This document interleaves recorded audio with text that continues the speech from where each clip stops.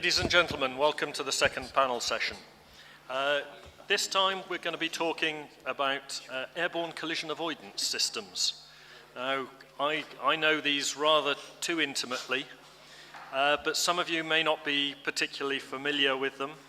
So I have a provisional agenda for this panel. First of all, I will give a very quick and non-technical overview of what an airborne collision avoidance system is. Then I will ask the panelists to introduce themselves and say what issues they've been thinking of. But I hope these talks will be relatively short.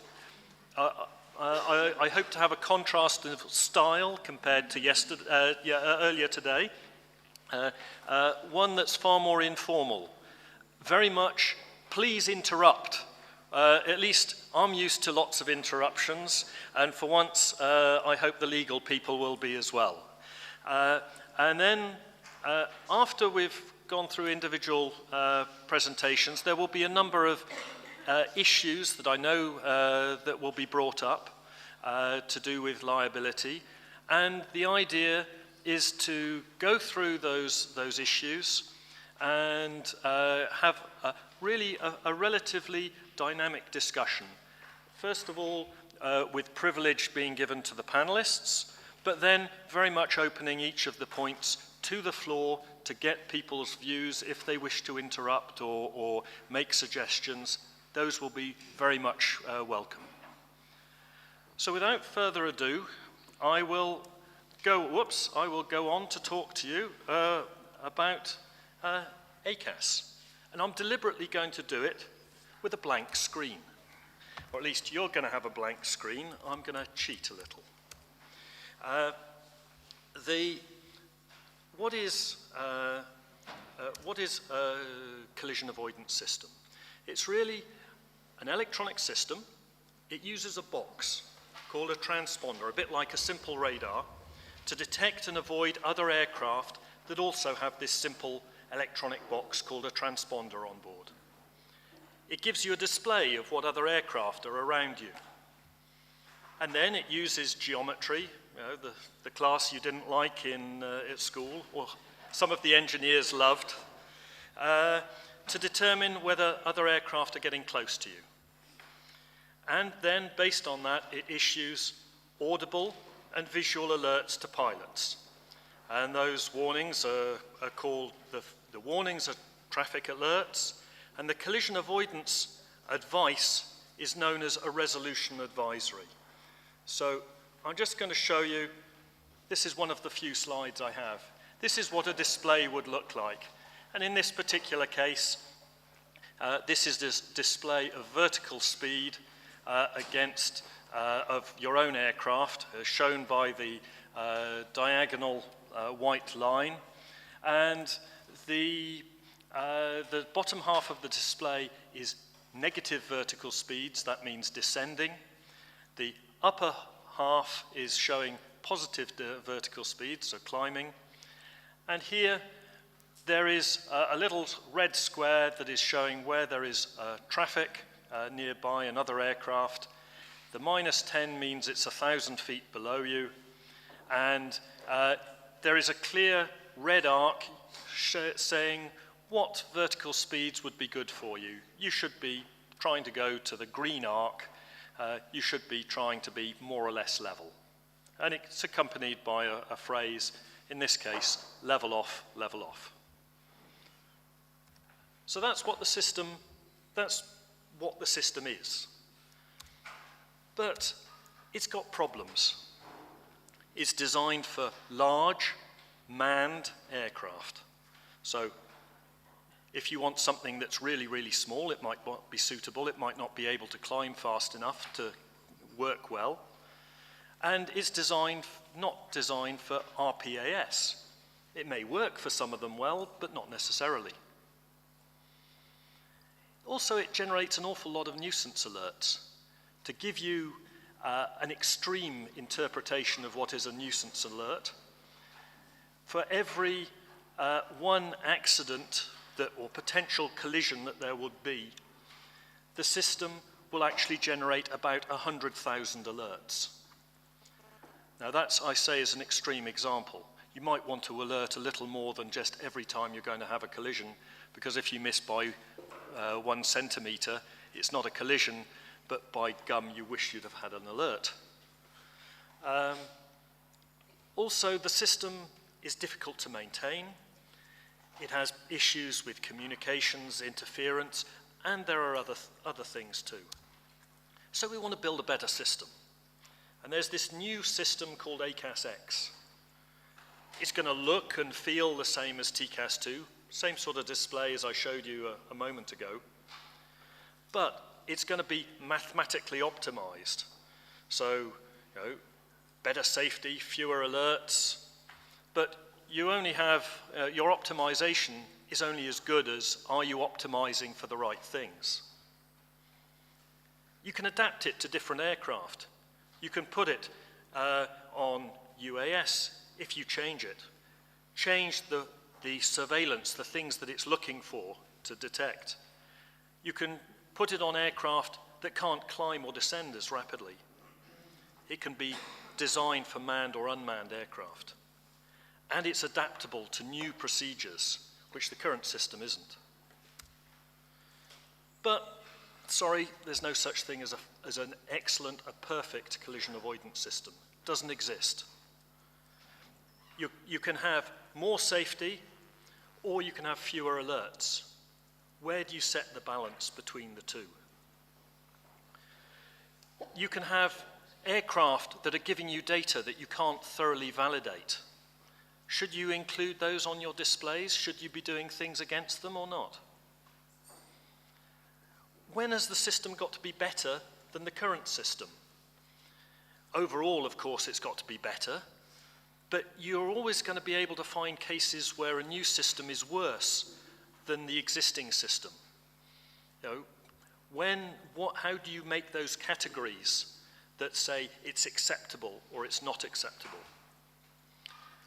When you're designing this new system, you've got to decide as well, how much do you really tie it down? Do you define it exactly line by line, every detail of the algorithm? Or do you put it at a much higher level of saying, should you have performance requirements rather than this prescriptive design? And then you also have to be compatible with new systems that are going to be built in the future with UAS. But even with all of these things taken into account, we're not going to solve all of the issues. There are bigger issues at play than just the technical system itself. The biggest of those is that a lot of pilots are not following the advice to avoid collisions. Now, in the 99,999 cases where this isn't actually a collision, this doesn't matter. But in the one case where it is a collision, as in Überlingen, it's really not very good. Unfortunately, another weakness is that not all aircraft are equipped. So you can have this really wonderful, all-performant piece of equipment that costs an arm and a leg. $50,000 it's roughly the cost of an arm and a leg, I believe.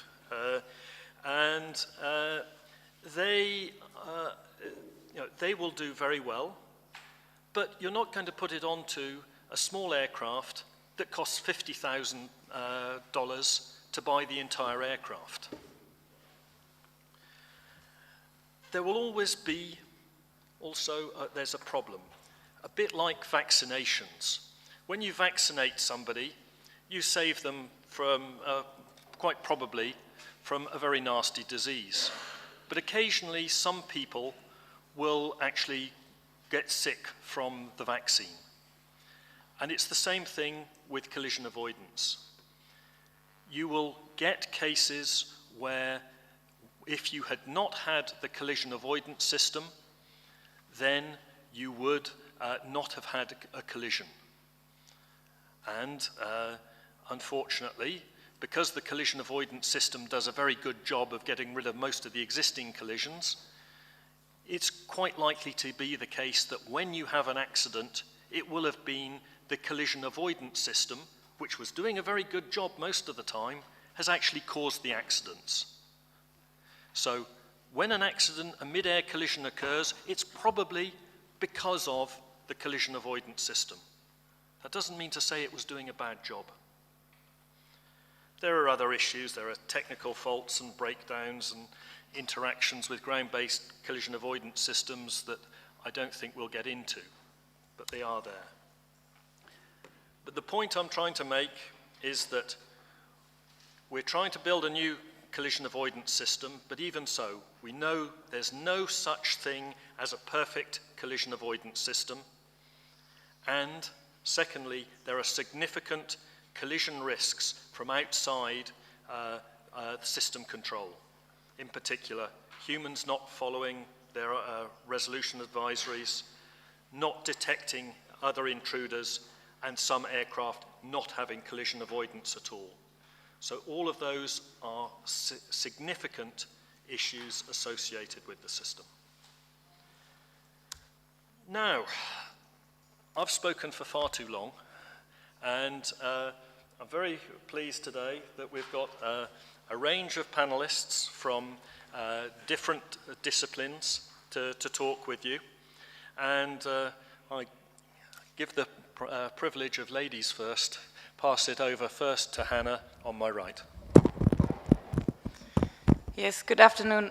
Just a very brief introduction. My name is Hannah Schebesta and I work for the ACAS team. I'm a project team member responsible for the test application of the legal case about which we've heard in the morning. So we've heard also a lot of, let's say, abstract statements about liability and liability allocation. But what is interesting for us is the application to specific examples. And therefore, I am responsible with the ACAS team to apply the legal case to the ACAS. And this is what we are doing with the project.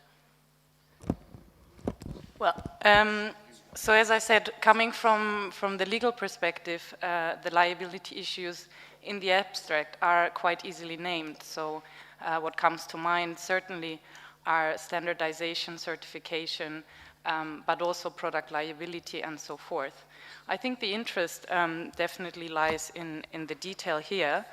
And I would also like to refer back to one of the speakers that has said, well, we first need to know whether the technology is ready before we can start making laws for it. ALIA stands for a quite different approach, which is the approach liability and design. So our concern is actually to look at legal questions already in the development phase, because, and I will give some examples for this later on here, already in the development phase, liability considerations play into the development of technologies to a very considerable part. In this respect, in some senses, liability already influences the development or not of technologies. We will see some examples of where technologies do not come further than early maturity levels for liability allocation reasons. Secondly, we have to definitely consider how the system is designed and how the allocation of liability is essentially placed on actors. And lastly, liability can also influence specific design options. So not simply of a technology as such, but also of a specific option of design. And therefore, ALIA stands for the consideration that liability should be considered as early on as possible in the development process. I think as a whole, the liability and business case discussion is a very important discussion, which basically asks whether liability can impede the development of technologies. With reference to ACAS, what we see is that there are 4 different variants, and several variants of the technology are quite mature at this point. But for example, we see other variants, such as the ACAS XP, which is a passive, small variant of the ACAS technology, which is suited for general aviation. And it has increasingly development problems because there is not enough investment. Now, you can imagine that some of this reluctance is to do with the fact that those units are operating at a very low profitability rate. So for manufacturers, the units which will be fitted to general aviation are much less profitable. In this respect, in relation to automation, perhaps we can discern a shift from let's say, regular liability towards manufacturer liability, because we take out the human element in some respects. So this means that manufacturers are increasingly liable, and we also see a shift in product liability, because product liability has moved increasingly towards a strict liability regime. So these two components lead to the fact that manufacturers are increasingly reluctant to develop technologies which overall might enhance safety to a considerable degree. In this respect, one could, example, quote the Honeywell and ACAS judgment, in which manufacturers of ACAS, so the forerunner of the ACAS X, were held liable for $65 million US, and this excludes quite substantial settlements that were taken before. So we understand that the liability or the threat of liability can impede manufacturers from developing technologies. Another instance which is quite important to consider is the second aspect, namely that of standard setting. So I think Garfield already hinted at that. Standards can be set in quite different ways, and they could be formulated as performance or prescriptive standards. So the question of how much discretion is actually left to manufacturers is important, I think, when we consider liability allocation. An increasing margin for manufacturers to deviate from standards will, of course, influence the risk of liability that they have at the end of the day. Secondly, in this respect, it's quite important to understand, I think ACAS was described as a system and RPAS was earlier described as a system, but in how far are separate elements of the ACAS X systems severable?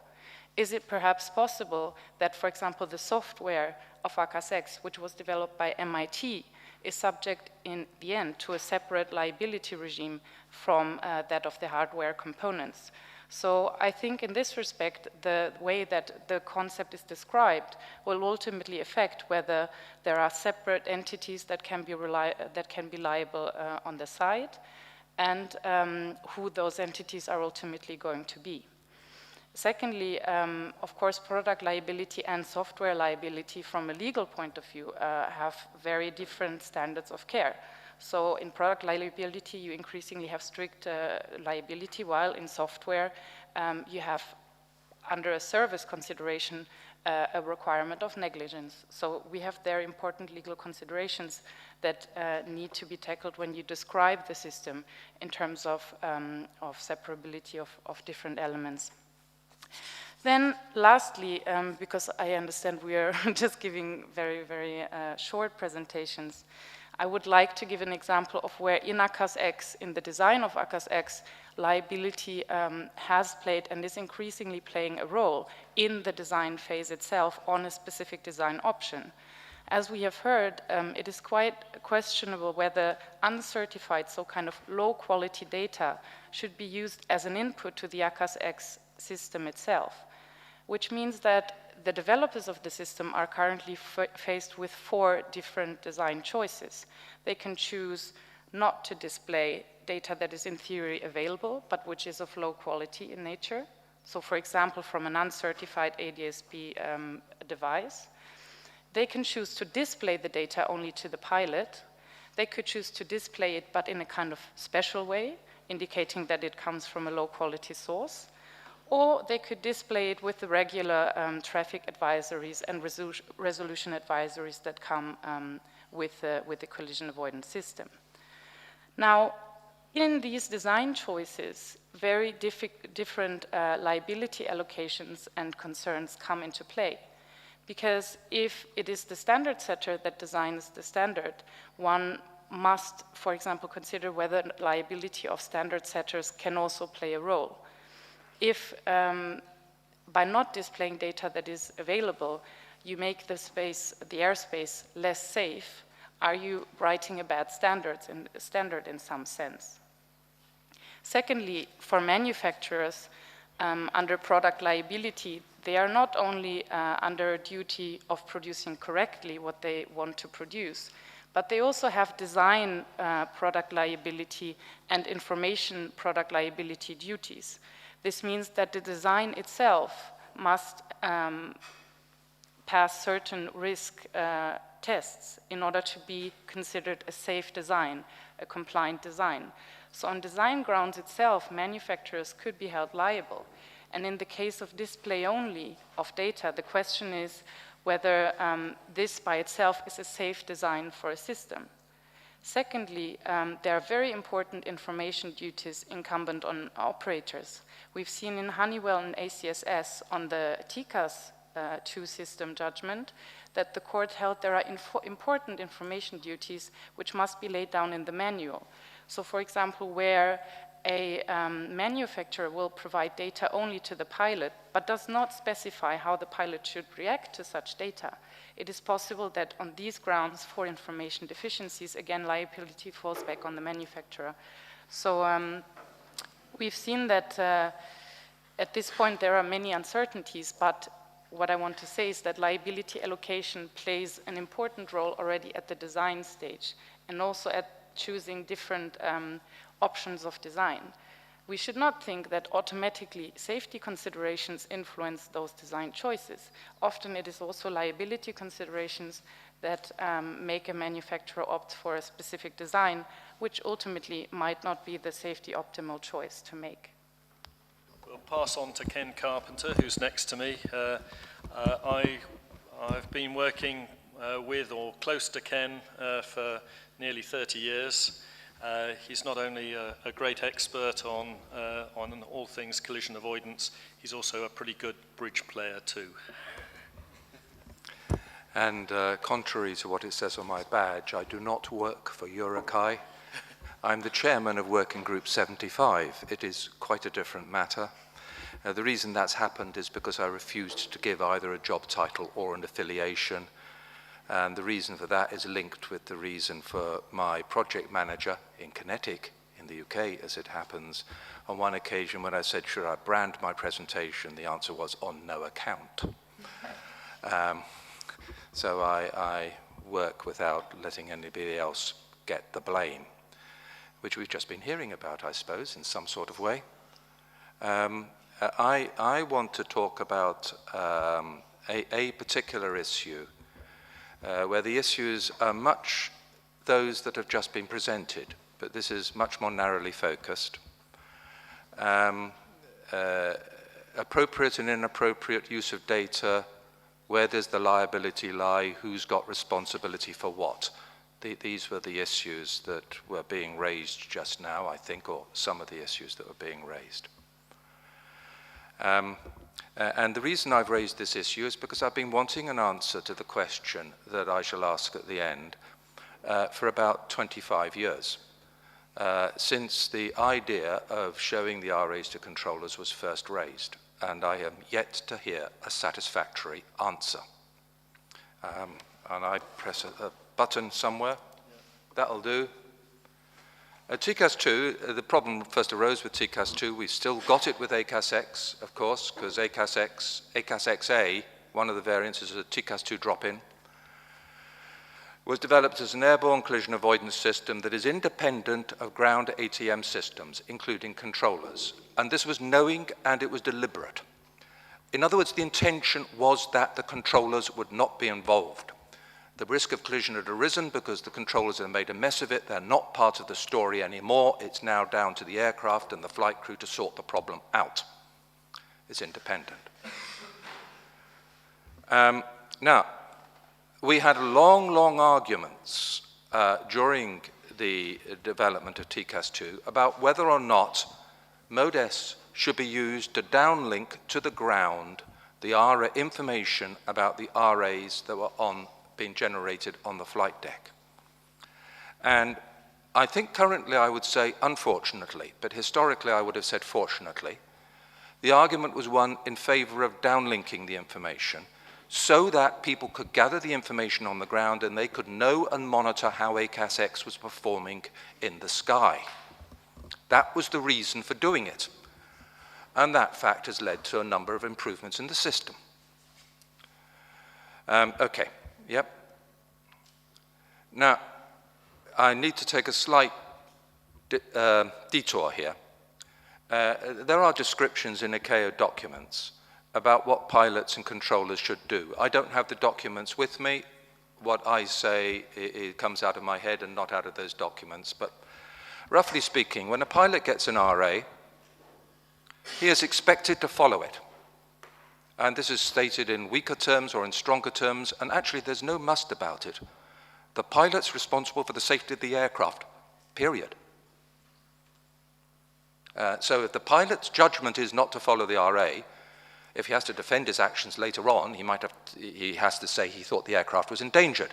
But it's down to the pilot. It's an advisory system.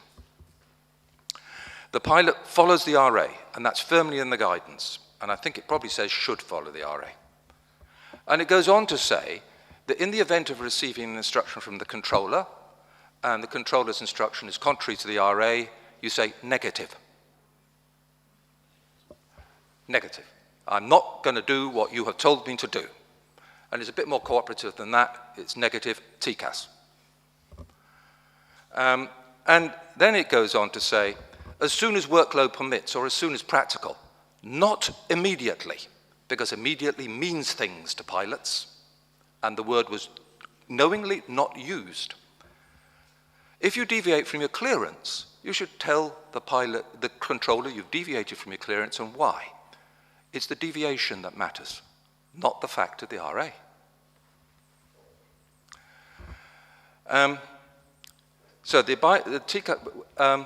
And when the pilot, it says here on the slide, when the pilot speaks thus, the controller shuts up. Now, that's a rather strong way of putting it, but he's not to tell the pilot whether to climb or to descend, because TCAS is doing that. In other words, the controller is told, don't argue. Next slide. Next slide. It's an unfortunate fact of life that as soon as information is beamed to the ground, the people who receive it on the ground can do all sorts of things with it. And so it was not very surprising that it was fairly quick that people had the bright idea of showing the controller that there was an RA on the flight deck. If you can do it, I will do it. But I think we've just been hearing about it. Think why first and what you're going to do with it. Okay. What's the controller's job?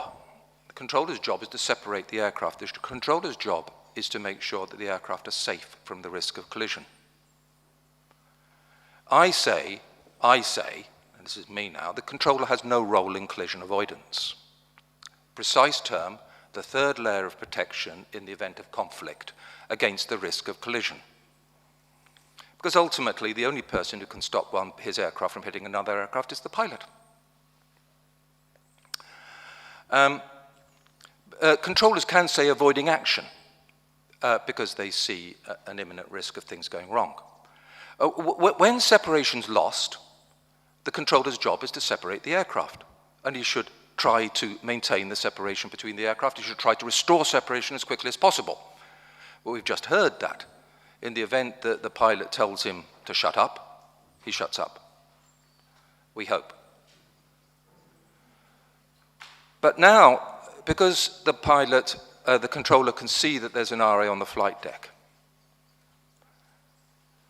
what happens if the controller says, he's got an RA, I'm not supposed to interfere, and so he does nothing? But it just so happened that for one reason or another, remember I said the pilot's in control here, the pilot's decided not to follow the RA. Perhaps he's relying on the controller. Perhaps he wants to turn. I don't know because I don't fly aircraft. He decides not to follow the RA. Perhaps he's relying on the controller. And the aircraft collide. This display that's given to the controllers at the moment is given usually for situational awareness. And in fact, we were talking about it at lunch. You give somebody information for situational awareness, what do you imagine they're going to do with the information? And they're going to do something with the information, sometimes. And is that a proper thing to do? And was the system properly designed for that use? Who is liable when two aircraft collide because the pilot chooses not to follow the RA and the controller chooses not to continue maintaining separation because he sees that there is an RA? That's the problem that I pose.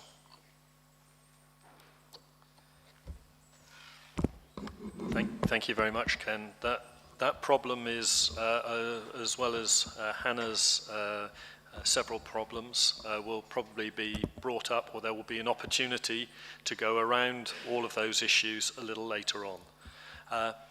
But we're about halfway through the presentations, and nobody has dared raise their voice yet in opposition to what's been said, or violent agreement is also allowed. Feel free to interrupt and pose questions. I shall give you 30 seconds silence before the next, I pass on to the next speaker. You're a very disappointing audience. Hello, Christian. Thank you. Yes, I think we are waiting for more conclusions.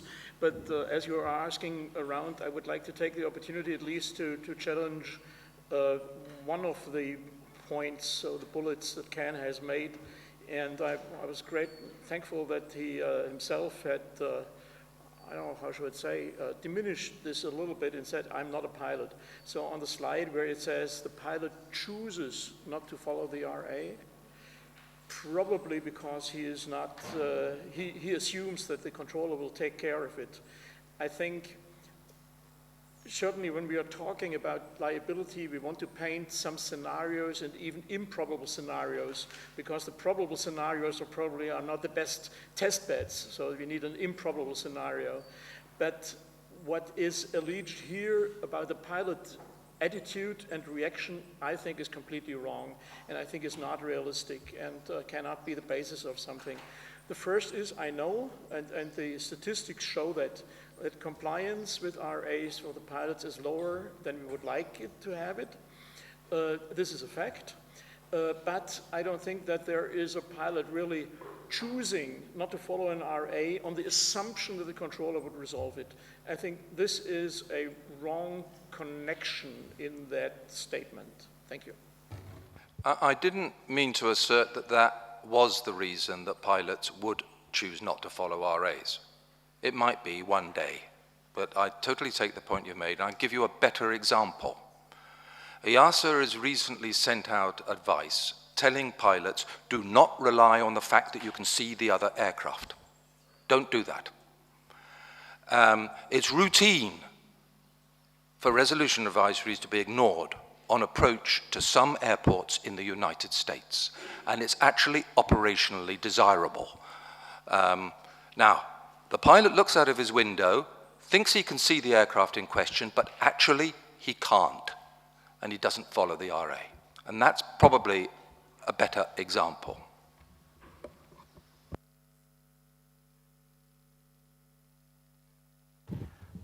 Thank you, Ken Roma. It seems to me that the case you presented was just the case of Uberlingen accident. When the Russian pilots, if I'm not wrong, you will correct me, followed the advice of the controller, because according to the Russian, let's say, administrative rules, he should have given precedence to the air controller rather than to the ACAS. Is that right? How was it concluded, that problem? Thank you. No, that was covered in what I said, where I asserted that the ACAO guidance said that you follow TCAS and not the controller. Now I'm speaking very much from memory. I was on a technical panel, and we said 20 years ago, long before Uberlingen or anything like that, that because both aircraft have to call it the same way, we had to make a decision. We went with TCAS and we said that the pilot should follow TCAS and not the controller. You're quite right in your description of what happened. They had an argument, by my understanding, on the Russian aircraft flight deck, but they were following the controller. And you'll understand how I felt when I found out that what I've just described had in fact not yet made it into the international standards because some people couldn't agree to it.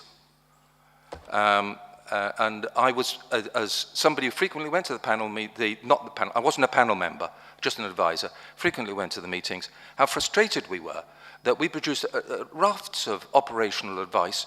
They wouldn't take it because we weren't an operational panel and things went wrong. One further consequence as well from Überlingen was the Germans have taken the non-reaction as almost, the intervention of the controller at the last minute as being a situation that requires implementation of this kind of display to controllers, and they are actively involved with evaluating exactly that type of equipment. So it's very much a here and now problem that needs to be addressed not only in the technical manner but also in a legal manner. Right, unless anybody else, give a quick scan around the room, nobody else is keen to talk, I shall pass over to the other end of the table and to Jonathan from NATS. Thank you very much, Garfield. Thank you, everybody, for inviting me. It's my first time to this illustrious group. I'm very pleased to be able to speak to you. I'm contained to 5 minutes. Any of you that have met me before and even over lunch will probably realise that 5 minutes is not long enough for anything, but I will do my best. I'm going to describe to you a very operational scenario, if you like. It's a situation which we're encountering in the UK right now. I am the safety manager for the terminal control operation in the southeast of England, some very busy airspace. And I want to describe to you a few things, really. A risk that faces us in NATS, in the terminal control operation, some effective mitigations that we've applied to the risk already, and then I'm going to talk about enabling the general aviation fleet in a particular way to mitigate this risk. And then just highlight a little bit of what our future strategy is in order that you can shoot it down. You can pull it apart, you can tell me that I'm wrong, you can certainly tell me what the legal challenges are to it, because this for me is all about actually getting on with something, delivering some functionality, and worrying about some of the consequences afterwards, which is perhaps not particularly attractive to some of the people in the room. Infringements, airspace infringements, are big business in the UK. I don't know how well you can read, it's not too bad, you can read the graph from where you are, but the blue line represents the number of infringements experienced over a rolling 12-month period from April 2007 up until a month ago. And you can see that, yes, it is on its way down very slowly. Noticeably in 2012 we had quite a lot less airspace infringements. We delivered the Olympics in the southeast of England and the London area, and the threat of being shot down actually improved our infringement performance out of the GA fleet quite dramatically. And that's not being flippant, that was a reality of the situation. The GA fleet in the southeast of England would also tell you that they flew a lot less because they were very restricted. But overall, this is infringements in the NATS operation. We are running at around the 600 level per annum, per rolling 12 months, which is quite dramatic when you describe that to somebody outside of aviation. The good news about it is from a peak of April 2009, we make a safety assessment against every infringement event. We are quite meticulous in our reporting of airspace infringements, no matter how minor, and we make a safety assessment against how risky a measurement of safety significance each one of those infringements events was. In April 2009, I think you can see from the graph, we hit an all-time high where we were experiencing several events in the operation where only providence prevented the mid-air collision. None of the traditional safety barriers worked or were effective at all. We're now at a position, and I'm really reluctant to say this because traditionally in the NATS operation, and it may be reflected in other places in Europe, September is not a good month. We've had our holidays, the kids are back at school, our controllers come back in and relax. Traffic levels don't drop off in quite the way you think they were. In fact, there's quite a lot more business aviation flying, and we have events happen. But overall, the risk in relation to airspace infringement is most certainly going down, and going down quite dramatically, which is a good news story. We've done lots of things since 2009. In 2009, we had a particular incident which, if I'd have had more time, I got a radar replay, I was going to show it to you at Heathrow, but it involved a microlight without a transponder, without any form of electronic emission, and it meant that we weren't able to accurately and continuously detect the airplane, and ended up passing about a quarter of a mile from the threshold, the climb-out threshold of Heathrow on a Saturday morning, and generated several very serious events.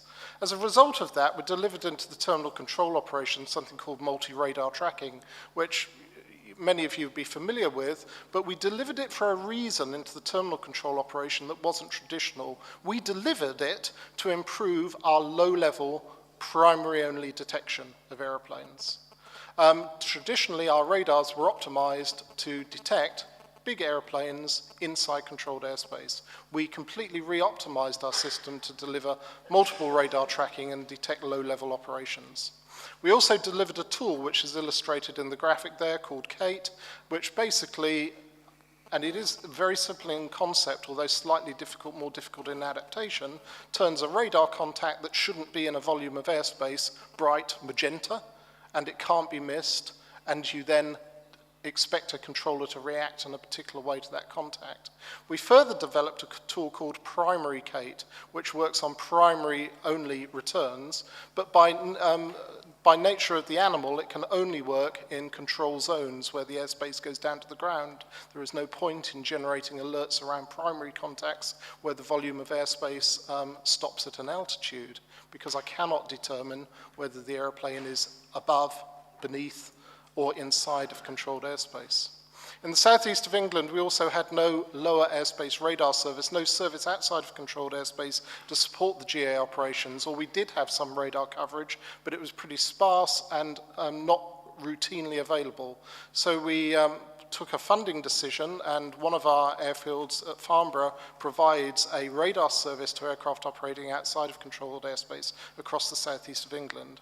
We also delivered a concept called that's the Farnborough Lars area covering the southeast of England. We also delivered a concept called monitoring codes. And this was, again, through talking to the GA community, and many pilots, I'm a GA pilot myself, but many GA pilots have found out were absolutely terrified of talking to me on a Sunday afternoon. They can fly the airplane, perfectly capable of flying the airplane, but actually talking to an air traffic controller is quite a barrier to a number of GA pilots. And so we delivered a concept of monitoring codes where you could select a transponder code, a conspicuity code, and you listen out on a frequency. And if the flight goes wrong in its execution and you end up inside, clipping the corner of controlled airspace, then the controller will intervene, either via a blind transmission for a mode AC airplane or via a idented transmission from the flight identity of a mode S-equipped airplane. And this is proved incredibly popular with the GA community, who don't have to engage with me, don't have to get a service as such, but do get the protection of being able to mitigate the consequences of an infringement very quickly indeed. Lots of the other stuff we did involved the human side of things. Controllers' behaviors and the way that they react to infringements has changed quite dramatically. The way that we engage with the GA community, rather than just taking a controller's report of an incident, we actually engage with the pilot to understand what went wrong in the actual incident. And by asking questions, changing controller behaviors, we've developed changes in our own procedures, modifications to local flying areas, modifications to procedures in general in order to reduce the risk. And it is all about engagement, be that internal engagement with your own controllers or engagement with a community. Some of the most successful elements of the engagement have been a couple of little projects, one called Aware, which was to get a very cost-effective, cheap, uncertified airbox. The manufacturer hate me saying cheap, I hasten to add, but it is cheap. We're talking about $35 worth of Chinese plastic, And it is a moving map GPS which simply generates airspace alerts around the position of an aeroplane. You switch it on, it shows you where you are in relation to a half-mil chart, and it generates you alerts about the airspace around you. It sold originally for £135, which was about £400 cheaper than the nearest device. It still sells for about £160, but is now available as an app for your smartphone or your iPad or whatever. And it has proved incredibly popular. The other thing about the functionality, and it will have relevance to the subject eventually, I promise, is the other thing about the functionality is it was very acceptable to the community. The community have gone out and bought it in large quantities. The other thing that we know is through speaking to infringement pilots since the deployment of it, that pilots with moving map airspace warning functionality do not infringe controlled airspace. Out of about 700 questionnaires we've deployed in the last 18 months, only 5 airplanes have had this type of functionality in the cockpit. So we get an indication that type of functionality deployed is really effective in mitigating the risk. And I will come back to that point shortly. The other project which we've done within that is something called SkyDemon Lite. Again, it's a flight planning tool. It's a visual flight planning tool. It is a free version done collaboratively with a company called SkyDemon, whose product you may know, you may have heard of, but you probably hadn't heard of it 2 years ago because we worked collaboratively with them for them to deliver a free planning-only version of their product in the UK to improve pilot pre-flight planning and awareness of very complex airspace in the southeast of England. It's proven incredibly effective in improving pre-flight planning, and also for SkyDemon has been incredibly successful because it's worked as an introduction to their own product, and they are literally a world beater with their own product. And finally, most recently, in about the last 18 months, and particularly pertinent to this discussion, we have prototyped and conceptualized, if there is such a word, the concept of LPAT, low-powered ADS-B transceiver. This is a concept of getting electronic emission off the fleet, off the GA fleet. I say at any cost. Everything I've talked about up till now on that list basically is best delivered and most effective via electronic emission off the airframe. I can do some of the other things. I can change controller behaviors in relation to primary contacts, but actually I get my most amount of safety mitigation via electronic emission off the airframe. So that's what we aspire to. I say at any cost, in any form, in an ideal world, the GA fleet would go out and equip with a lightweight Mode S transponder. Because actually, I can probably sustain 700 infringements a year in my airspace. I'd rather educate, simplify the airspace and improve the problem, but I could probably sustain the risk if I could detect those aeroplanes, see them, and deliver some behaviours around it. Now, the state in the UK, the Civil Aviation Authority in the UK, embarked upon a fairly abortive Mode S mandate about 8 years ago now. At the time, the market was certainly not ready for it. There wasn't the equipment that I could go and fit in my J3 Cub and power for any longer than a few minutes. And also as a GA pilot, it was a completely altruistic exercise. There was no huge benefit from me.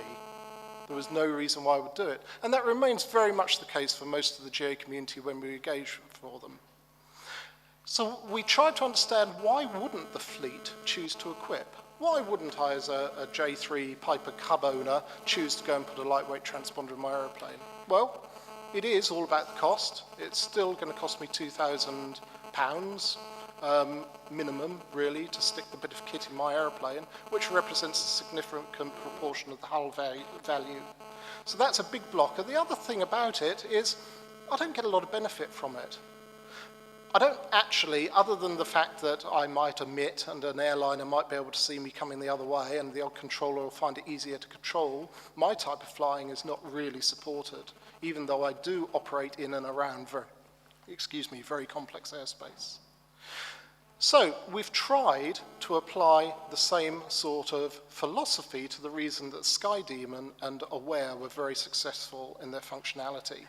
And that's to make the GA pilot want to equip, want to go and get the functionality.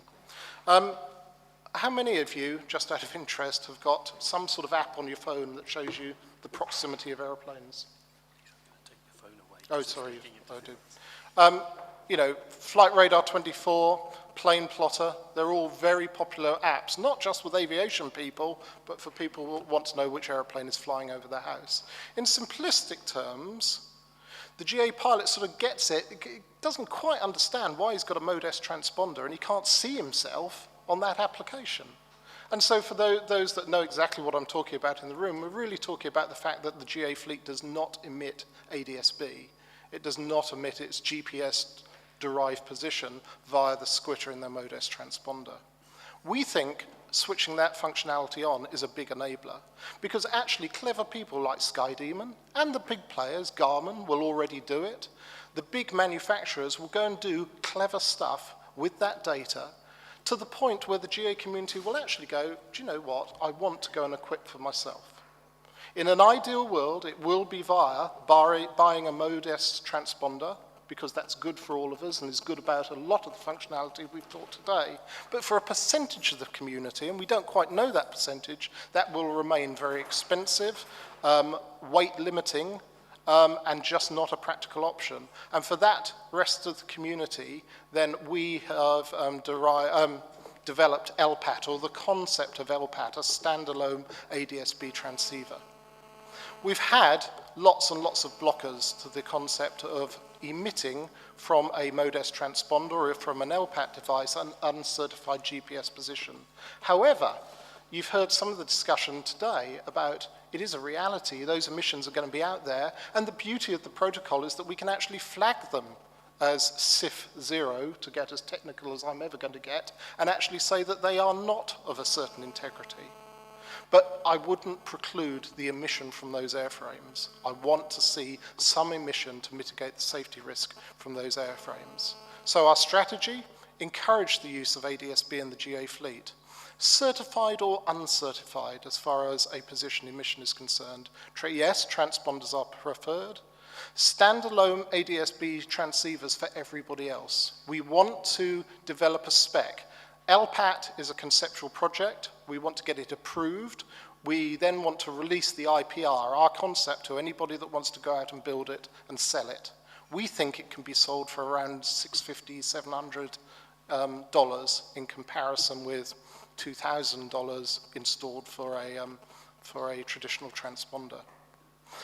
We're going to promote our concept via an aeronautical information circular next month, in November that is, which will detail a statewide trial of connecting uncertified GPS sources to your existing lightweight Mode S transponder.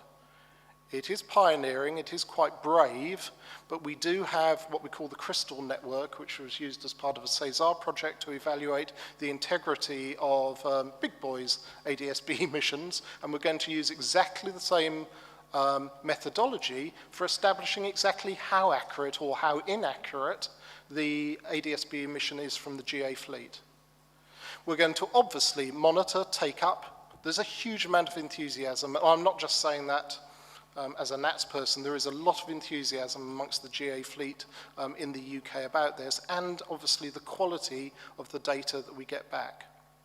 The deployment of operational standalone ADS-B data for controllers is a really interesting one, because I've got a general manager who I work directly for at the Air Traffic Control Centre down at Swanwick, who is absolutely clear that if we perpetuate this standalone emission, that he wants it displayed operationally with all kinds of caveats, but we must have it displayed operationally because we cannot risk that a national newspaper in the UK is showing a screenshot of Flight Radar 24 with this aeroplane depicted, and that's not been made available to a controller. We want to encourage the third-party use of the data. We want clever people to go and do clever things with the ADS-B data. Flight Radar 24 already have, Plane Plotter already have. We want to see clever third-party manufacturers doing clever stuff with the data. And absolutely finally, the long-term strategy is more of the same. We think deriving your situational awareness outside of controlled airspace from inside the airframe is better than the capabilities of a NATS controller delivering you situational awareness from ground-based surveillance. So the concept is you fly in your aircraft and you derive the level of situational awareness around you that you require from the device on your aeroplane rather than somebody on the ground delivering that upwards. I've been slightly longer than I wanted to, but I hope it was interesting. It's something we're pushing on with, and I would love your challenge and comment on it.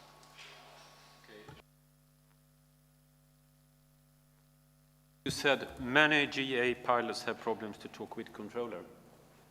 Okay, once I was sitting next to a test pilot for a very light jet manufacturer. So I asked him on the runway, you know, at what stage do you see if this person, he or she is going to qualify? And he said, well, when he or she talks to the controller. Yeah. That was, so my question to you is, by putting in this equipment in the aircraft, do you see that that will improve the flight safety, because the pilots that are going to be qualified needs to be more qualified than in the past?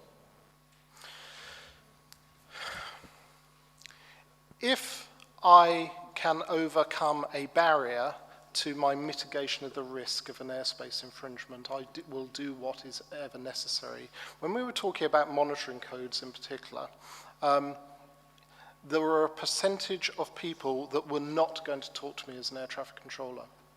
I accept what you're saying about a measurement of the level of training, but there are a percentage of people who at that stage in the flight, when the flight is going wrong and the picture is not looking the same, their priority, quite rightly so you could argue, on talking to me is very low indeed. My ability at that stage to say, look, I can initiate the conversation, I can detect that something is going wrong at that stage and mitigate the consequences is really quite powerful. And taking the philosophy to its ultimate goal is we would envisage one day of the fleet emitting ADS-B, deriving your situational awareness, you using a single monitoring frequency with a single monitoring octal code, a very quiet frequency because nobody's talking on it, and the controller works to intervene to make contact when is necessary. So actually removing that barrier of having a workload-intensive barrier as well, if you find it difficult to do, removing that barrier to allow you to concentrate on doing other things in the airframe. Right, I'll take other questions. I do wonder, I didn't quite get it, what kind of information or warning the pilot gets on the device you showed a couple of slides before. So I've almost deliberately avoided it. Maybe I'll answer your question with another question. If you had Plane Finder or Plane Plotter or whatever it's called, one of the apps on your phone, and you were flying along in your light aircraft at 2,000 feet, would you consider that you have a collision avoidance device deployed at this stage? No, of course not. I just wonder whether there is any kind of warning or whether it's just to be made visible to the others. I didn't quite get this because I'll tell you what, I do wonder whether this could aggravate Let me stop playing games and let's go back to the actual device. In the prototype device that's been produced by Funk, they're producing as a number of prototypes. We have a display on it. We have a display, it's a standard Funk display, and it gives you some indication about airplanes in your immediate vicinity. It doesn't give you any collision resolution, it literally gives you information. That is one deployable aspect of utilizing ADS-B data. We want lots of other third-party clever people to go and do things with that data. I'm really reluctant to say, well, yes, this is how it works, or this is how it should look. We are really interested in enabling the data at this stage, and then seeing what we can do, because I know, as an ANSP, that I can do some quite good stuff to mitigate a significant risk in my operation. What the rest of the community choose to do with the data and how they choose to use it is sort of up to the community. I'd just like to butt in here for a moment. Essentially, what is being proposed here is a box that says every now and then it shouts out, I'm here, and it says, you know, this latitude, this longitude, this altitude. And, but it's doing it with the accuracy basically of the GPS that's in your car, which is pretty good, but nobody's making any guarantees about how good it is. And that's the point that's here. And that has consequences for ACAS X. Should you display that information? And if you do display it, what else can you or can't you do with it? And I think Ken wanted to have a word. Yeah. First of all, I think the original reason for introducing LPAT was to improve the situation for controllers, improve the ability of people who are regulating the airspace to police airspace infringements. Now, the ground systems have got a strong advantage. If they feel the need to, they can multilaterate on these signals. They can know that these signals are correct, if they choose to. If they don't choose to, well, that's their business. Now, ACAS does not have that privilege. And the general issue is actually much wider than LPAT. LPAT's just at the extreme of the possibilities. There are devices that will receive ADS-B data and display it, called TSAA. And they will issue alerts that tell the pilot where to look. And these days, these are not even regarded as collision avoidance devices by everyone. So we face the problem that ACAS X can receive ADS-B data, which is what LPAT will be. The ADS-B data will have a variety of accuracy and just as importantly, a variety of integrity. And on that subject, our principal concern with LPAT is not so much the integrity that it claims or the accuracy that it claims, because the signals might have claims for those in them, is the absence of the normal certification processes that guarantee that what it's saying is true. That's a particular problem that we have. Now, ACAS X can track an ADS-B signal. It's got a track. Even before there was any discussion of LPAT, we decided we weren't even going to bother unless the ADS-B claimed to be of sufficient quality. You've already got a decision being taken that's on the spectrum of things that's concerning us today. You know there's an aircraft out there, the aircraft is telling you where it is, but it's telling you where it is, and there's something in the message that leads you to not quite trust this or not regard it as useful. We don't bother to track it, we don't bother to display it. We've already taken a decision that's on the spectrum of issues that we're talking about, because that aircraft was there. And should there be a collision, you might well be asked, well, why didn't you do something about it? You knew it was there, you had the ADS-B data. Sorry, my lord, we take the decision that we didn't trust it. So we've already got, we have quality levels before we will take the ADS-B data. Now, ACAS X will take the ADS-B data if it's good enough, and it will track it, and it will display it, and it looks as though it will probably generate traffic alerts. Another big issue. Pilots are looking at the tracks and they're getting traffic advisories. They expect them to come before an RA if an RA is necessary.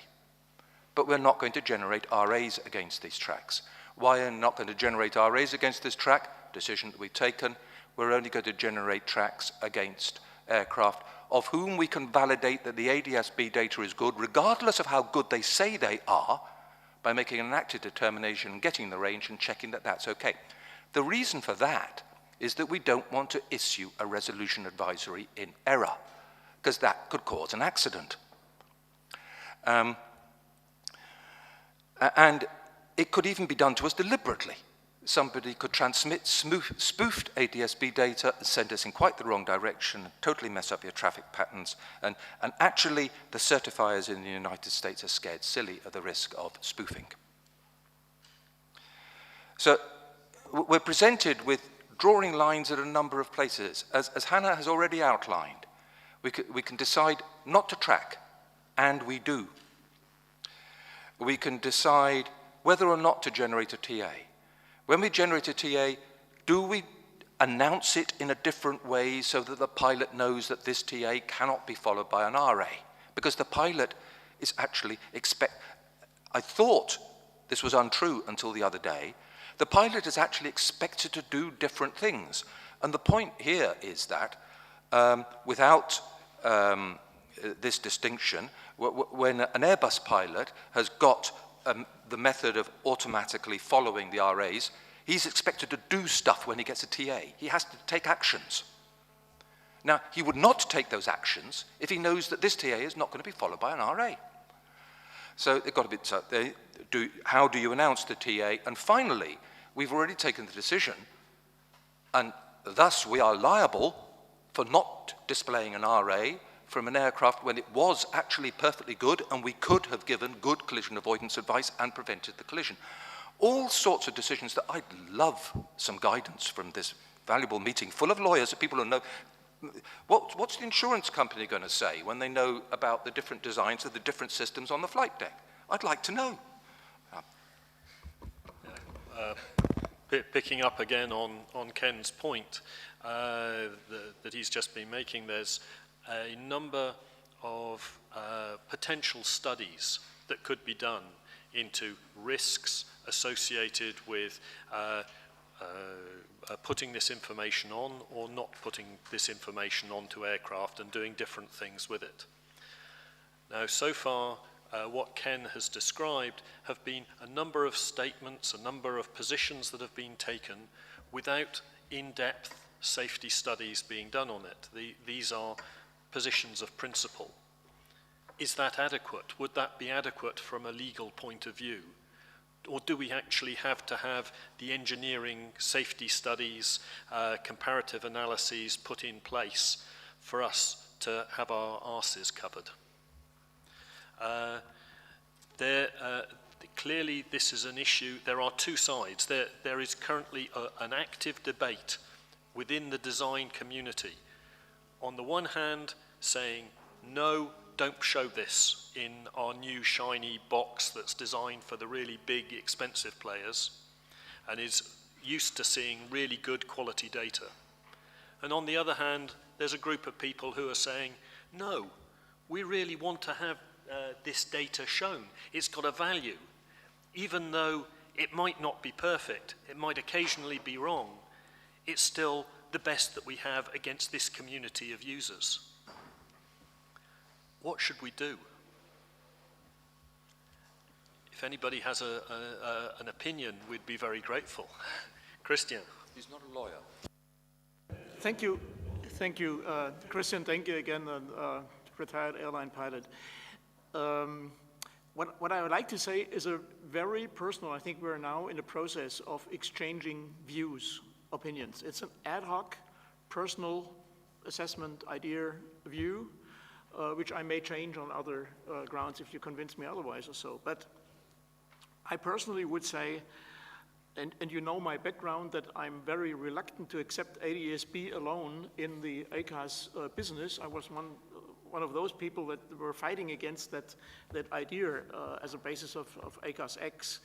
On the other hand, and this is the point I'd like to make, I have learned from the very beginning of my career, use all available means.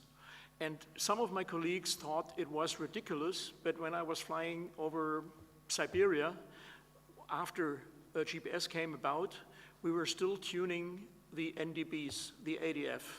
You could say that's ridiculous because the accuracy of the GPS by far outperforms the old ADF homing function, but it was an offspring of that philosophy, use all available means. And it was in the hope, and I think we even once could recognize a small map shift, not because of GPS shift, but we were out of, GPS was down, or I don't know, with VOR, DME updates on the INS. So I'm a big proponent of using all available means, and that means I think would subscribe to show and use ADSB only tracks. I would, however, still maintain my original position that we should also exploit, also from the design phase or so, all available means that the core functionality of ACAS is not destroyed and overtaken by this use of ADS-B only as an initial phase. It should be verified if possible. So that is my response to that question. May I add one question, a small question for clarification only, with the introduction of LPAT. What I didn't understand when you said it's for those aircraft that do not have a transponder, is there a large percentage of aircraft flying in the UK that do not have a transponder at all? Is it supposed to be only in those aircraft, or is it supposed to be a supplement also for non-Mode S transponders? So the whole philosophy is to, by ADS-B emission off the fleet, is to make it really attractive to go and fit a lightweight transponder. The reality of it is about 40% of the fleet flying on a Sunday afternoon in the southeast of England do not have any transponder at all. And we're talking about all facets of aviation. So in the UK at the moment, we seem hell-bent on deregulating everything that we possibly can. Deregulation as a GA pilot is good news. You know, there's less bureaucracy. Deregulated operations as an air traffic controller presents a risk. It's not an entirely tangible risk at the moment. But the other thing I would see this as an enabler to is for us to be actually more capable of sharing airspace, for example. There's an argument that we've got some paragliders operating out of one of the parks in central London, well within the London control zone at the moment, we think. The Metropolitan Police spend most of the weekends trying to track them down and find them. Actually, there's an argument that by emitting off the suit on your paraglider who you are, where you are, and give us some confirmation about what you're doing, that actually the ability to share that airspace is dramatically improved.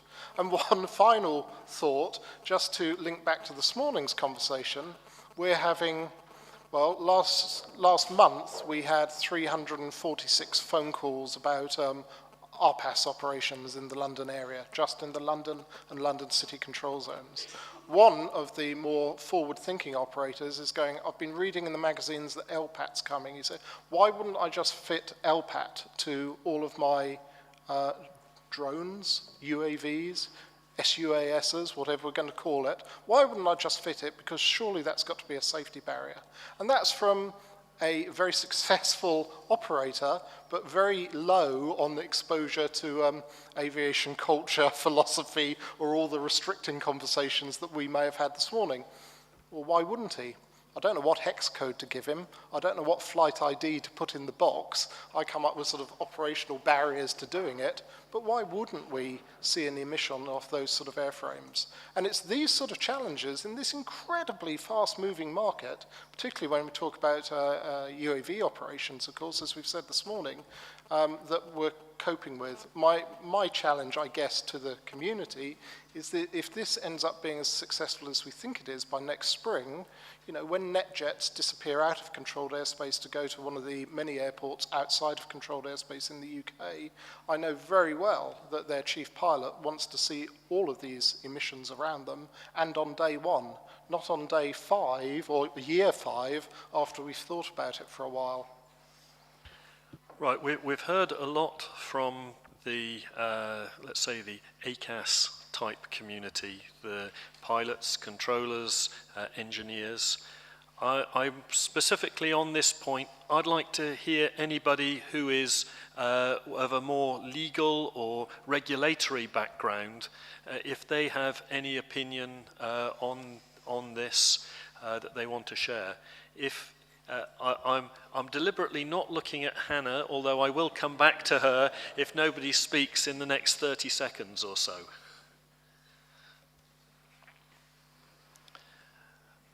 So, Hannah, you've got a few seconds left to think up your reply.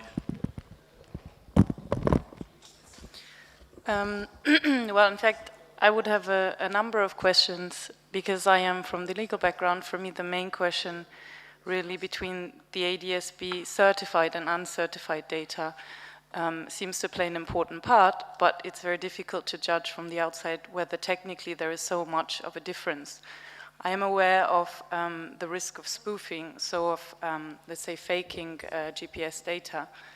And I've recently read that through certification, it might be possible to find a more or less secure solution to spoofing problems. And so my first question is whether this is actually the case or not. And then I would like to draw this further. If we're talking about ACAS, we are not only talking about collision system avoidance regulation in a broad sense, but also about enabling regulatory spaces. So for example, in the United States, ADS-B will be heavily mandated until 2020, and I think in the EU it's 2017. So the question is whether this security concern, let's say, could be alleviated by drafting ADS-B regulation in a specific way, mandating quality, for example, of ADS-B devices. So I'm thinking in this direction, but I would like first to understand better the technological aspect. You might be defeating me on some of the points. I am an air traffic controller, not an engineer. A couple of things about it. The project, the LPAT project, I was taken aside by some very senior engineers in our company and told in no uncertain terms that you're playing around in the 1090 spectrum. That is the bread and butter of my business, of the NATS operation. This is not going to be a cheap Chinese box of plastic like Aware was. It cannot be. And that's why it has been built to a standard. It is almost derogatory to Funk, who've built it for us, and the standard that we've prescribed, to say that the chipset, the GPS chipset, is not a $5,500 approved GPS chipset. It is a non-approved chipset. There is all kinds of arguments about exactly how well and how that chipset that's in it performs, but in simplistic terms, and as I've had it explained to me, there is no gap between the $55 chipset and the $5,000 chipset, yet I have to perpetuate the emission. And I say I have to. If we had all afternoon, I could show you all the radar replays in my operation about why we really do have to, and why we need to mitigate that risk, and why there's increasingly less excuse in our operation to mitigate that risk via something like this. But and it is a lay answer, it is not a technical answer. It is built to a standard, and the only thing that is less of a standard is the chipset itself for the GPS emission. And that is very important. We're not talking, and it will, from that point of view, be certified as far as the build quality is concerned and the way that it functions, other than the quality of the chipset. Or I'm tempted to say the price of the chipset, but that's another debate. I will pass on to Joueri from Honeywell. I've got a Belgian-Dutch name, and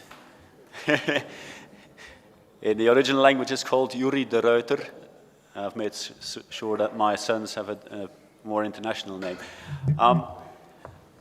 Just to start with, from the title here, I initially had Reinventing the Wheel, or Wheeling Innovation. That was my original title, but I thought probably it's only Brits who understand what I mean by that. So then again, coming to having the same level of understanding of what you put underneath one word. So what I thought by doing so is reinventing the wheel, or wheeling innovation, is what I try to write down here, is building from the momentum that the wheel already has, sorry. So that's a bit of my plea here. Next slide, right.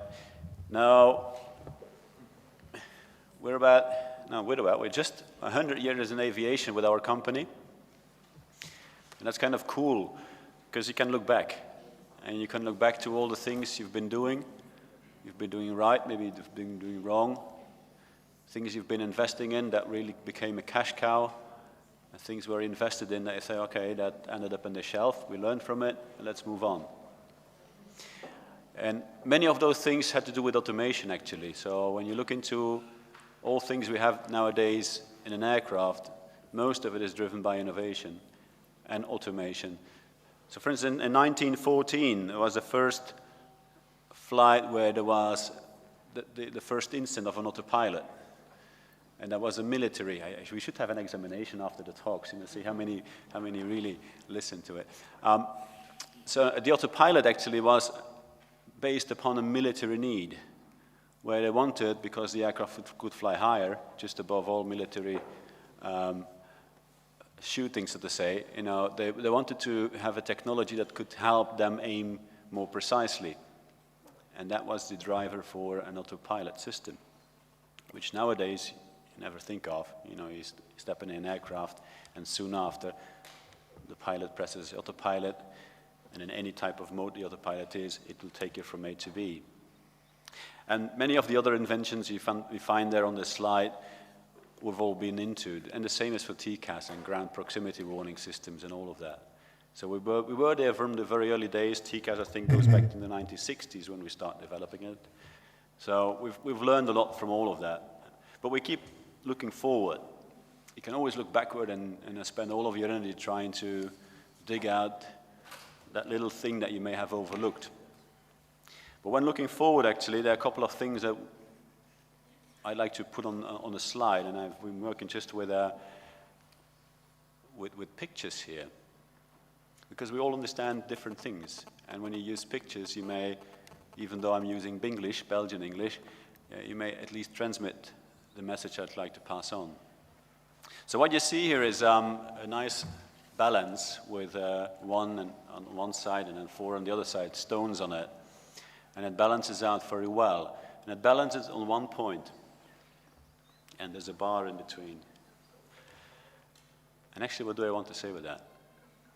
Is, in terms of entrepreneurship, anyone who comes out with a new idea, and it could be an iPhone, yeah, but it can also be an air traffic management system, you need to think out, how much can I invest? And usually that's a limited pocket, before I get it into the market and start making business with it. And doing so, you may also have a look at the risks you're taking. If you look at, for instance, the iPhones, iPhone 6, I think it is, just recently came out, and soon after they spotted all the failures. You've got thousands, billions of people, looking at your new invention, and they easily spot the little failures in it. But when you think about it, what happened in the case of Apple then, what the people had to do there is to say, all right, we have to get it on the market before the competition is out. Just remember those words, because I'll come back to it. We have to get it into the market before the competition is out with their new product. And we know that the market is putting more requirements on us compared to what they did with the last product. They want it even lighter, even quicker, even more brilliant than whatever they have there. And when you look, for instance, into the battery, how much shall we invest in a new battery, which is even slimmer than the one before, and just after 5 minutes of charging, you can go for 1 week without having to charge it again. Ideally, we all would love that, but we don't have the time nor the money to do so.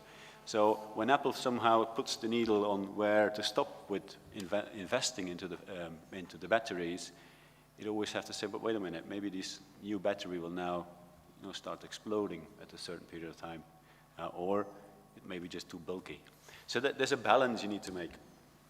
Now, when I put this into perspective of air traffic management and any of the products, and also ACAS, we all have to look at that. But when you look at, actually, this scale, there's only one standing there. And there's like one boardroom that you have to look at where these decisions, this balancing is being made. Now, that's the beauty of the CESAR joint undertaking. If you compare many of the things we did in air traffic management in the last 100 years, actually air traffic management is a very young business, by the way. Not sure if you know, 100 years isn't much. When you look into the airborne part, already from about 700 BC, before Christ, they were thinking of how to get something into the air. So it took us about 2,000 odd years, maybe 3,000, to really get a thing in the air with the level of comfort that we all enjoy. When you look into the air traffic management business, it's only just 100 years old, almost. But what's the beauty, actually, is that in the last 80 years, when we were thinking about air traffic management, it was very local business. Every of the ANSPs was trying to invent his own things. Every of the local industries trying to support this ANSP had to make the proper solution, particularly for that ANSP. And then when rules and regulations came out, it was from a different corner. And none of those were sitting in the same boardroom. And therefore, things have been like a mill with sand in the wheels, you know, not running as smooth as it all could be. Now, with the CESAR joint undertaking, I find it really beautiful that, you know, we all sit on the same table, and maybe not with the same enthusiasm, and maybe not with the same input, but we have a chance to sit together, both industry, the public, European Commission represents the public, but also we can have the regulators, and even insurance companies, by the way, sitting at the same table and thinking about, as also Hannah rightfully said, when you make a decision on investing into technologies, how much can we really put in there? And what are the assumptions we are making? Do we assume that the pilot will just be flying alone and there's nobody around? Do we assume that the air traffic control system will be there at all times to support separation of flights? Can well be. Do we all have the same assumptions, actually? Is maybe another member state making different assumptions on where to balance risks and investment? And also, when we look into the whole process of getting something in the air or on the ground, we need to pass certification. How much has this certification track been included in the path of thinking on how much we can invest into that market? If Europe wants to come up with a system, a CESAR system, that is in the market before any other system comes in, next gen or any Chinese invention, we've got to act fast. In order to act fast, we need to make decisions really from day one. As also all of the other members here from the panel are vocalized in one or another way, we've got to think all together. We've got to make the decisions also jointly. And when we all sit in one boardroom and decide how much risk shall we tolerate, and that may be different from what we are today tolerating, how much can we invest into it, and do we have all assumptions on the same page, and everybody has the same page in its hands, and I think we can move forward a lot faster than we do today and have the product in the market before any others do. Because after all, we're investing here in the competitiveness of European industry. Next slide. And now we come to the next and the final slide, and just trying again to work with pictures. And I hope you carry these pictures with you and when debating about it later on, or when you go home and try to think about what did you learn from this workshop. There is a needle here, and that's a clear thing that is in that picture. There's a needle. And there's a green part and there's a red part on that scale. And you've got to decide where to put that needle. And you have to do it, as the slide before, in one boardroom. If the lawyers say, you know, I don't know anything about this product, and the only thing I can do is apply the handbrake philosophy and say, guys, sorry, but anything that will ever go wrong, I'm not taking it. Yeah. Just think about the investment you just made. You're not going to be happy to hear that. At the same time, also, when the industry says, you know, all these risks, I don't care about it, you know, you put the needle all the way down in the green part there, we accept any risks that come from it, which isn't true, of course, industry won't do that. We're all human beings at the same time. You may get your product very quickly in the market, but you may not be satisfied afterwards. So again here, and that's a plea, I hope that with the instruments we have, and also, as rightfully said, use all the means you have around you to verify and to jointly decide how much risk do we take and where do we put it. And particularly in terms of automation, it's much easier than human beings. Automation is actually also the fruit of human beings. I've never seen automation falling off a tree. I tried hard, it never came. Automation has been designed by persons, has been designed by scientists who work on in the laboratories, be it at the university, at the research institute, and then finally rolling it into industry. But it's all been human beings. And they've all been designing the thing with the knowledge they had at that time and trying to avoid the risks that we wanted to take. So also automation actually is a fruit of human beings. So even when we take the case on how much do we have manned and unmanned flight, just to go back to the other debate, in both cases, you still have the human being somewhere involved. an automated system is actually flying exactly as the human being had designed it to fly. So when you then try to calculate the risks that goes with it, it's easier because you give one line. If that happens, then this will go on. This is particularly true for software. A human being is the worst in all of that scenarios. In many of the analysis, and I'm not sure if everybody or anyone has been involved here in safety analysis, when you take a human being in the loop, we call it noise. You can assume what he's going to do, but the Gaussian curve around what he's actually going to do is quite big. And it's not true for automation. So here we can, with more automation, with having all people around in the same board, and really invite here to have a lot more people sitting at the board at the SGU, also having the European Council actually to allow EASA to have more personnel to really actively and deeply involve in all research we do here. I hope that we can together then set the needle right and execute. Thank you very much. I'm going to give a quick glance around the room. I'm not going to give you the full 30 seconds because I'm aware that we're running up against time. It's been all too short since you've had your last feed. I'll go to our last speaker, Roger, to give the perspective from the insurance industry, and then I will try to provide some sort of summary. Okay, so what are insurers' concerned regarding TCAS? Going to answer that a little bit later. What is our concerns regarding liability? Do we give discount for aircraft having the system? Well, this is the most common question the insurer gets, I think.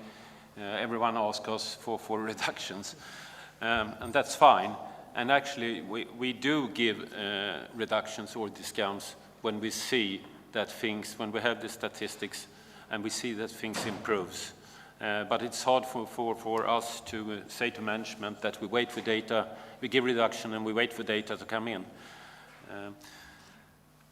Going back to Sweden again then, what we have done in our general aviation department is that we have actually sponsored a TCAS for gliders. So the operator pays 50% and we pay 50%, but that's on a small scale.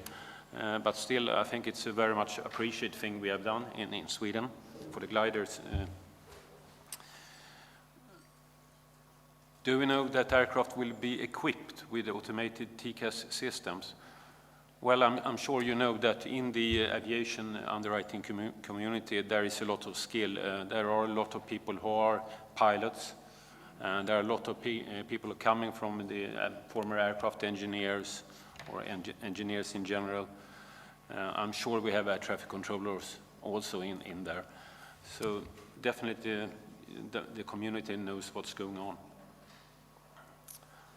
And last but not least, I think if TCAS, you said, will be required for all aircraft, and talking about general aviation here, the cost will be huge. We don't want the cost for the system to be more than the profit to make the system.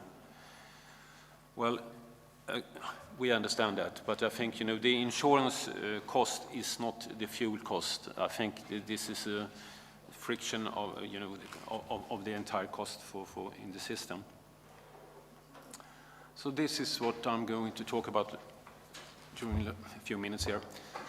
Give you some aviation insurance basics and then focus a little bit about TCAS liability and underwriters' concern. So putting things in perspective, I'm not sure how many of you recognize this gecko, but this is a US mascot, a commercial which is on the TV in US every day, every minute I would say almost. It's popping up everywhere.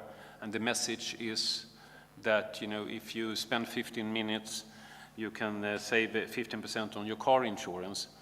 So Geico is the second largest car insurer in US. And it's Warren Buffett who is behind, and they are spending $1 billion just in commercial every year. Well, aviation is not car insurance. Aviation insurance is somewhat different. So the worldwide premium, we talk about 6 billion roughly in premiums, $6 billion. and we are insuring around 400,000 units. And that should be compared with the US premium just for the car insurance of 165 billion, and now number of units to insure is 193 million.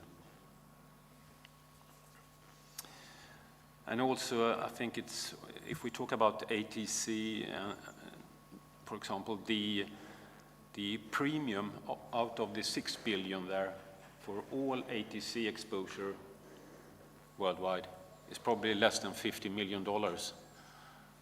And then we issue policies up to $5 billion US. And we are also seeing that the air traffic controllers are becoming more of a manufacturer sometimes, so it's a different risk than it was some years ago. I think it's good for you that that's not that many insurers in here, actually. For me, $50 million US for all that exposure is a fantastic deal. Right. So talking about TCAS liability and underwriting concern, well, again, aviation is not like Google's automated cars, but I'm sure there are a lot of things, a lot of similarities, and there are a lot of things we can learn. I've seen a lot of articles when I Googled on automation and cars. Just to give you a couple of examples there. Will lawsuits kill the autonomous car, and things like that. I'm pretty sure that more automation will lead to fewer accidents, but if an accident occurs, the question will be if products liability percentage will rise. So if you take out the driver or the pilot from the equation, then of course the manufacturers is going to be more attacked in the past, from my perspective. And a very good example, I think, on this is the Asiana Boeing 777 accident in San Francisco last year. And I think many of you have seen the NTSB report, and the report is written in a way, I think, where they are trying to say that Boeing had something to do with this as well, but all the information we are seeing is pointing towards the human error. The pilot didn't understand the system. Then you have a situation where the lawyers are suing, or the plaintiff's lawyer are suing everyone, the manufacturers of the system and the aircraft manufacturers, and try to shift the cases back to US, where there is unlimited exposure, and to get out as much as they can. And then when I read this again last week, the NTSB report, it's interesting just to note that they are saying that the main factors, NTSB's main factors, were over-reliance on automation and lack of systems understanding by the pilots. But NTSB also recommended reduced design complexity and enhanced training on autopilot system. And they said further that during the approach phase of a flight, a low airspeed alert may need to be designed. So I think actually that is, although I think most of insurers is seeing that this is an airline problem, some of the loss may end up on the manufacturer side. The positive thing with automation, TCAS and all these things is that lawyers will have access to more data, and having more data, you have a better chance to defend your case, normally. So here are a few things that we have discussed in the last few years. Technology risks. So certification, I mentioned this before, that if you remember the 787, the problems with the lithium-ion batteries, several years before these occurrences, insurers were asking questions about lithium-ion batteries. And then we had some incident with cargo aircraft. It did not get that attention, but we had raised that questions, and so had the pilots. And so this year at our annual general meeting, IUAI, Ralph Erkman, who's head of certification, EASA, came and explained to insurer we talked about the aircraft type certification, and the question from the insurer was how much of the certification is these days being done by the manufacturers themselves, and how has the regulators' role changed? And he explained that before, and I think that was a very good thing to do. So we should learn more about automation in the insurance industry. We should learn more about the ACAS software, and in order to do that, I propose that CSR or people partners in here should try to connect with our association, and I'm happy to connect you with the people, and maybe that's something for CSR to do, to come and talk and explain to underwriters the things that is going on. Another concern that the underwriters have had in the last few years is cyber risks. So we had Cyril Rosset from EASA. He was there, a cyber expert, and explaining about the cyber risks.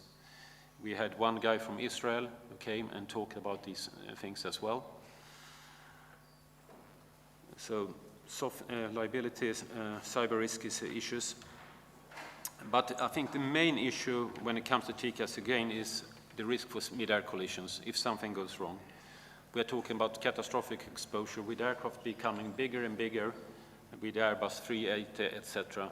If something happens and the TCAS system is being, say, responsible, we are having a risk of a risk that can absorb the entire world market premium, one loss. So the volatility in our business is very, very high.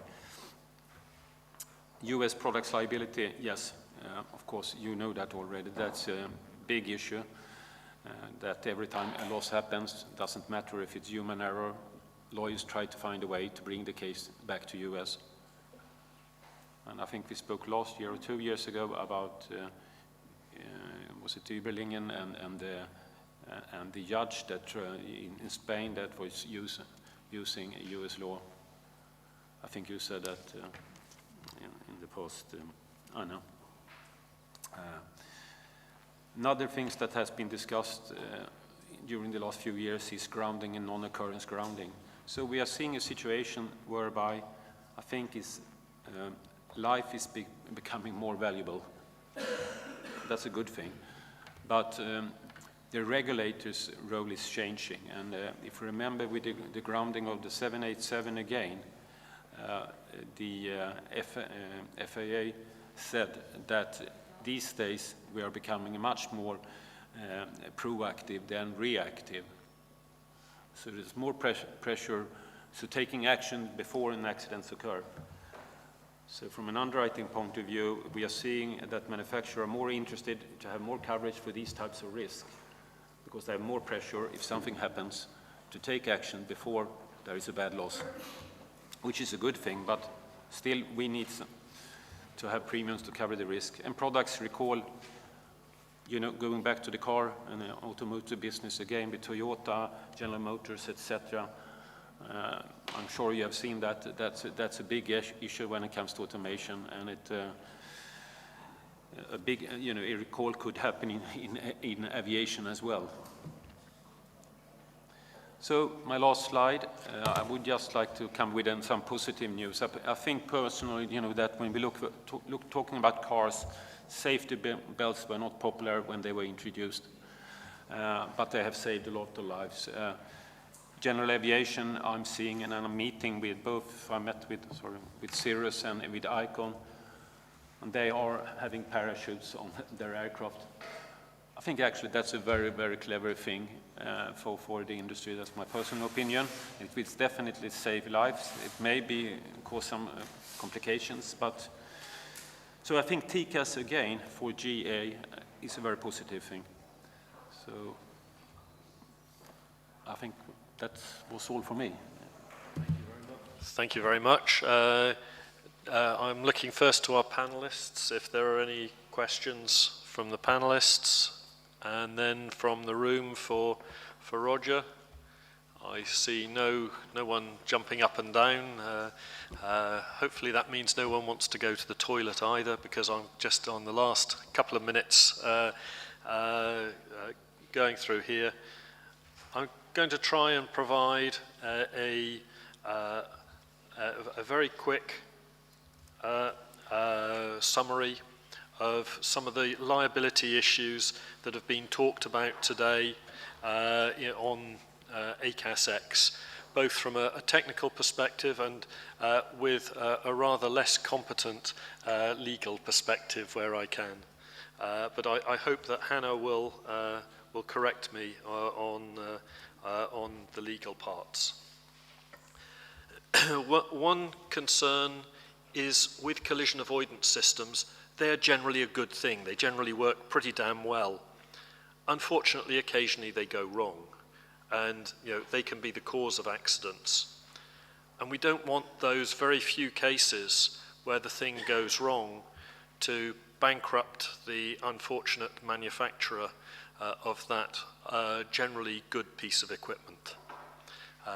Provided that of course, they were doing a good and responsible job in actually producing the equipment. So how do we get that balance right between having something where we have fair compensation when a manufacturer isn't doing something right, a reasonable interpretation of liability, but at the same time we still make sure that it's worthwhile producing good systems. We want to encourage the good systems but dissuade the bad systems. How do we do that in a legal way? From the point of view, again, of introducing systems, when we're going through the design process, we have choices to make. We can be very prescriptive. We can say exactly how we want the manufacturers to produce the equipment, or we can give them much broader scope for innovation. Now, if they can be more broad in their innovation, that's great. They've got more marketing points to sell to their clients. But potentially they're opening themselves up to more liability risk. How can we give them guidance on what is the right way to do this? The use of uncertified ADS-B data. This was an example of a detailed design decision that has liability issues associated with it.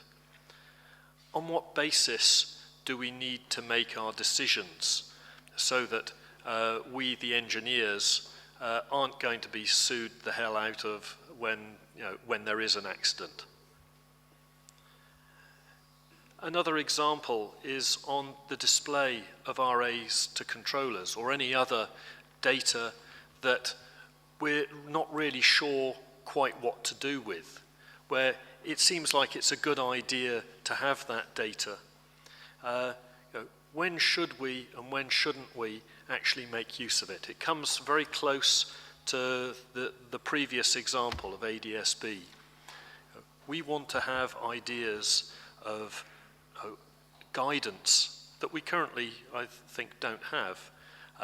We've got our own internal prejudices of the past as to how things have been done, but are they still founded in our current era where liability insurance is arguably becoming a more important factor in the EU?